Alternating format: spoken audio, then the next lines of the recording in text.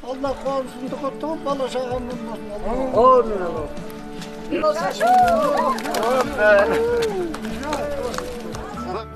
Шу ауданында ата дәстүр асар салты бойынша бір отбасы баспаналы болды. Балуан Шолақ ауылында тұратын Смайыловтар әулетінің баспанасы біраз бұрын өртке оранған болатын. Осындай жағдайды ескерген ауыл ақсақалдары мен ауыл тұрғындары ортадан қаражат жинап, атаулы отбасына ауыл ішінен үй сатып алып берді. Біраз мүмкіндігі болмай қалған азаматтарға көмектесіп жатқан жағдайымыз бар. Қазақтың өзінің маңдайына жазылған, өзіне берілген ұлы қасиеттің бірі еді. Осының бір данасын орындадық па деп тұрмын. Жұмыста жүргенімде үй өртеніп, үйден енді ештеңе қалмады.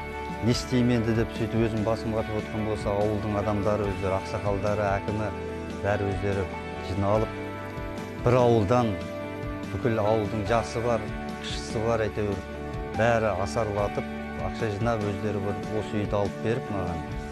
Бәріне әйтеуір алысым шексіз, рахметтен басқа түк айта алмаймын. Алла разы болсын.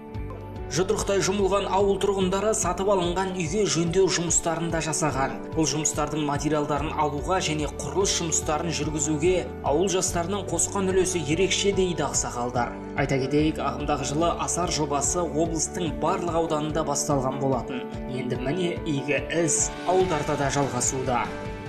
Мерей Байет, Жұмахан Төлеуұлы, Тара 24, Шу ауданынан.